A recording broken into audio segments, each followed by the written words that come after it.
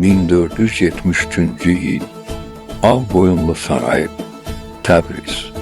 Nisbətən yarıqaranlıq otaqda şam işığının titrəyən parıltısı altında Sultan Həsən və böyük oğlu Mirzə Xəlil üzə oturublar. Döyüş meydanlarından qalan qanlı izlər və dərin dərslərin ağırlığı havanı doldurur. Oğlum Mirzə Xəlil, bu ilin ortalarında Venesiya ilə əldə etdiyimiz odlu silah təminatı sayəsində ordularımızı Aralıq dənizi sahillərinə göndərdik. Bu dəfə Sultan Məhəmmədin ordusu qarşımıza çıxdı. Əziz atam, siz böyük sərkərdəlik və dahi dövlət başçısı kimi tədbir gördünüz və düşməni bizim Ağqoyunlu süvarilərimizin üstünlüyünə layiq bir məkan üzərində toplamaq üçün ölkəmizin içərisinə yönəltdiniz. Fərat çayının sol sahilində möhkəm dayanaraq düşmənə qarşı tələmizi qurduq. Yayda Malatya yaxınlığında aldatma və hiylə ilə başlayan döyüşümüz 3 saatlıq qan və qəzəb içində tamamlandı. Sultan düşünür. Sultanım, sizin əmrlərinizlə geriyə çəkilən hər hərəkətimiz düşməni özümüzə cəlb etdi. Xasmuradın qüvvələrinin aldanmış zəifliklərini görərək onlar mühasiri alındı. Nəticədə 50.000 Osmanlı əskəri qan içində qaldı. 150 zabit, 35 yüksək rütbəli sərkərdə isə əsir düşdü. Hər bir damla qan dövlətimizin gücünün, ruhunun şahidi oldu.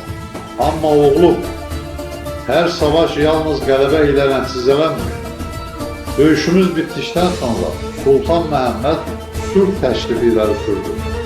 Lakin mən inandım ki, bu düşmənin zəifliyindən irəli gəlirdi.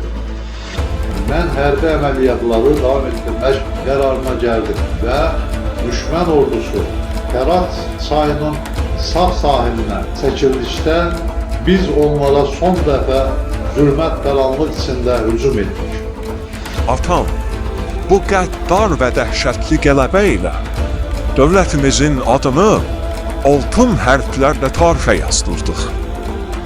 Lakin 10 gün sonra sərkərdələrimizin sizi inandırıb çay keçməyə və Osmanlıları bir yolluq əzməyə cəhd etməsi o an düşmənimizin hiləgər manevri ilə Osmanlı toplarının gücünü ortaya qoydu və 8 saatlıq döyüşdə uduzduq.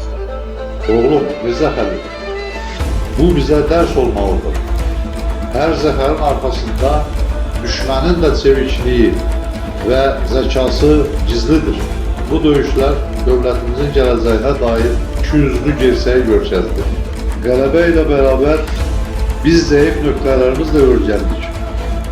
Hər iki savaş Malatya'dakı qanlı döyüş və sonraki Otlubeli döyüşü bizə inamımızı, lakin ehtiyatımızı da artırmalı əmr edir. Düşmənimiz hiləgərdir, lakin biz də hər zaman çevik olmalı, ədalətin müdafiəçiləri olmalıyıq. Sultanım, sizin qərarlı əmrləriniz, güclü liderliyiniz və müdrik addımlarınız sayəsində biz tarixdə iz qoyduq. Amma bu dərslər gələcək üçün silahımız və zirehimiz olacaq.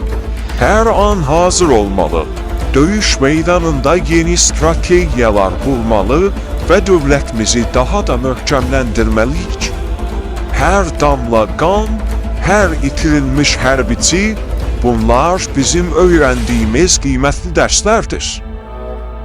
Məndən sənə bir vəsiyyətdir oğlum. Həyatın özü bir döyüş meydanıdır. Hər an qarşımıza yeni sınaqlar çıxara bilər. Biz Ağqoyunlular yalnız qələbələrimizlə deyil, həm də əldə etdiyimiz dərslərlə də adımızı ölməz edəcəyik. İndi isə bu gecənin qaranlığına qəlbimizdəki hər bir ateşin, dərsin işığını unutmamalıyıq.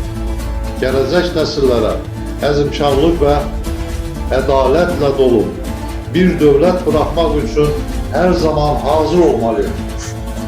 Sultan Həsən yerine oturmuş.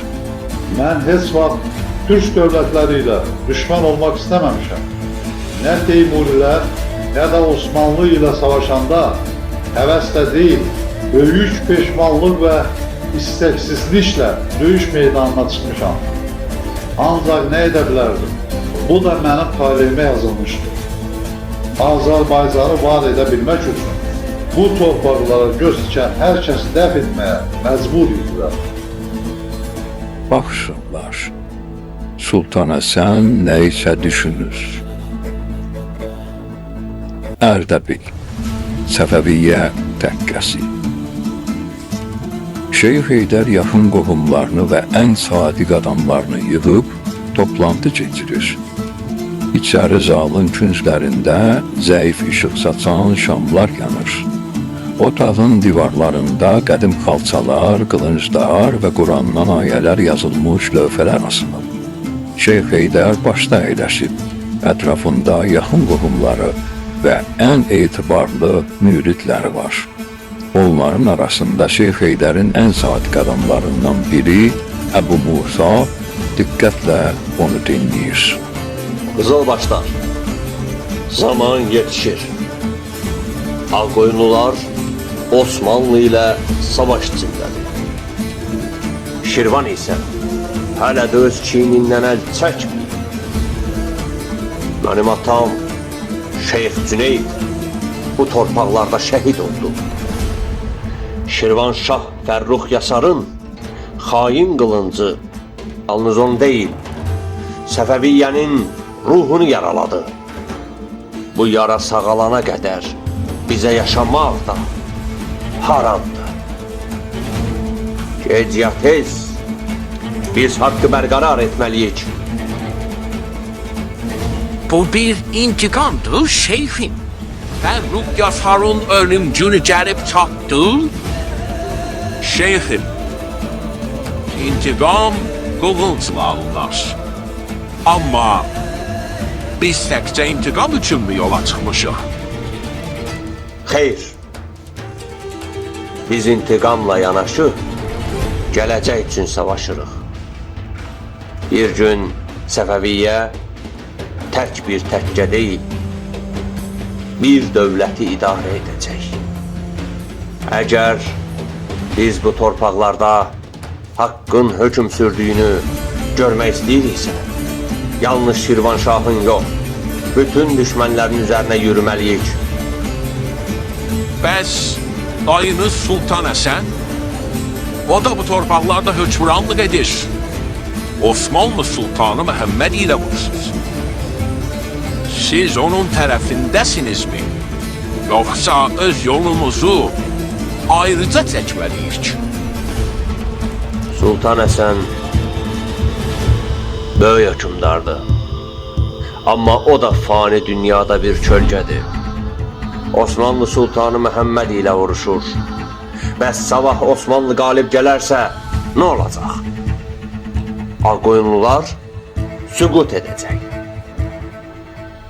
Biz isə yenə bir padşahın kölgəsində mi qalacaq? Müridlər bir-birinə baxır. Gərginlik artar. Bəs siz nə etmək niyyətindəsiniz şeyxim? Biz öz yolumuzu açacaq. Səfəviyyə yalnız bir təriqət deyil, bu torpaqların gələcəyidir. Bir gün bizim bayrağımız hər yerdə dalğalanacaq. Şeyxim, biz öncə Şirvana yürüş edəcəyik. Bəs sonra? Sonra Əbu Musa. Sonra qılınclarımız təkcə Şirvanı yox, bütün şərqi oyadacaq. Zalın içində dərin sükut çökür. Şeyx Heydərin sözləri müridlərin qəlbində qığılcım yaradır. Otağın küncündəki şamlar alov kimi titrəyir. Bu titrək işıq qaranlığın içində yeni bir dövrün başlanğıcını xəbər verir.